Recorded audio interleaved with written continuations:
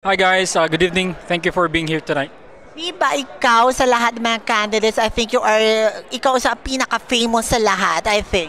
Hindi, sakto lang po, sakto lang. Pero everybody's eyeing for you to be the winner, one of the winners, or isa sa top winner. Yes, because I think this is the third time that I joined a national pageant, that's why. Kaya siguro marami ng gustong tao na manalo ako. Maraming followers din. Yes po, opo. Pero you think na hit mo na ang writing to the right path? I think so. Siguro hindi naman tayo dadalhin dito ni Lord kung hindi ito para sa atin. But don't expect too much. Ayon sa mga natutunan ko sa buhay, just go with the flow, just do your best. Na-capture mo yung mga audiences and everyone because of your smile palagi. Laging yun po yung minimension nila every time na napapanood nila yung videos or sinusupport po nila.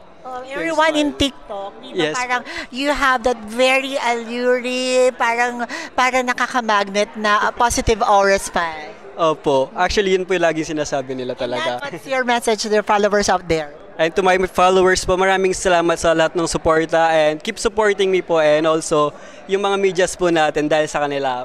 Nagkakaroon po tayo ng maraming updates and yung mga videos po. You have a very nice, di ba, face, very bagets, very charming. Ano pa ba ang kailangan mong improve para tuluyan ng mapasok doon sa top major awardees? For me, lahat talaga kailangan ko pang improve ng itsura. Syempre, kailangan mag-skincare, workout, kulang po sa abs. Tapos sa Q&A ko sa pasarela din po. But I think you are one of the top picks, di ba? Nakita mo naman siguro yan on the top 15 para isa ka sa mga pumapasok. So, hindi ba pressure yon or is it a good point for you? Is it a good point kasi hindi ko naman in-expect na makukuha ko sa mga hot picks, pero sobrang thankful po ako sa mga nagtitiwala sa akin. Napakarami nga nagtitiwala sa iyo, di ba? Sana po ay suportahan nyo kami at ako Hanggang sa huli. hanggang sa huli. Diba? Yes po. Maraming salamat, Batangas. Thank you so much po. Thank you. You have a very sexy festival costume nung the last time. At talagang wow, it's a wow. Are you disappointed na hindi ka napasok sa top 11? Actually, hindi naman po ako na-disappoint. Actually, sobrang nag-enjoy naman po ako sa ginawa ko at satisfied naman po ako sa performance ko nun. Sobrang enjoy lang po talaga dito. Hindi po, hindi po, enjoy lang talaga. Do you think you're gonna make it to the top 5? Kung gagawin ko po yung best ko para makapasok sa top 5 since ang gagawin ko po is enjoy lang. Yun nga po sabi ng mga co-candidates ko is enjoy lang para magawa namin yung best. Natatandaan kita, you are one of the good speakers, I think, pag nag-i-interview. You speak well. I do not know. I'm not sure. Pero thank you so much. I remember that you're one of the good speakers that we have in the pageant. Thank you so much if that's so. Why is that?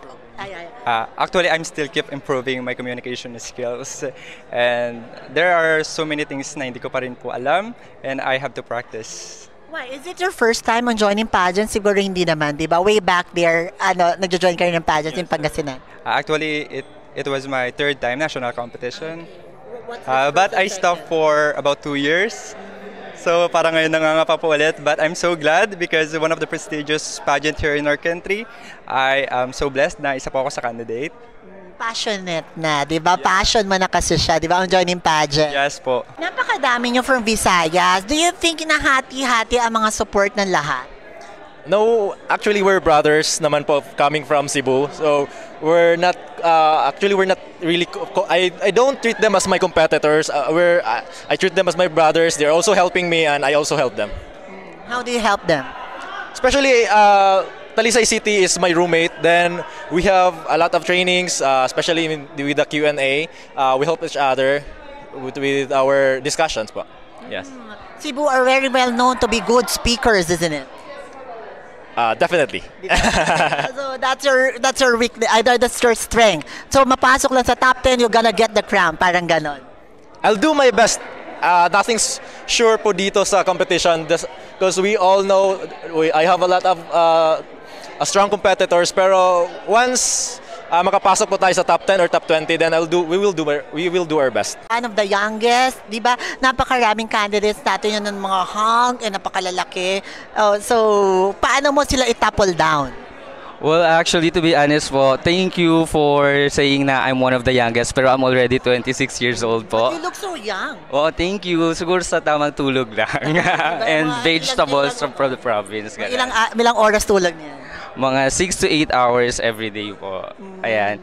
And regarding naman po sa body figure, I know na hindi naman po ako yung prototype ng misters na ganito sa pageantry, but what's important here naman po is our voices. Kung ano po yung advocacy namin na gusto naming iparinig dun sa mga tao. Ano ba daw sabi nila? Ano ba yung Buraot Queen collab? Is it a strategy? No, it was actually very spontaneous. So that was the first time we met. And then nagulat na lang ako na that was Buraot. I know Buraot Queen, of course. So I was really like going with the flow. Pero in my head, sobrang tawang-tawa ako. Oo, pero that's a good point ha. Kasi parang mas nakilala ang Fairview Quezon City. Di nagkaroon ng konting market. Yes. Diba? Okay. Mhm. So shout out kay Buraot Queen. Hello.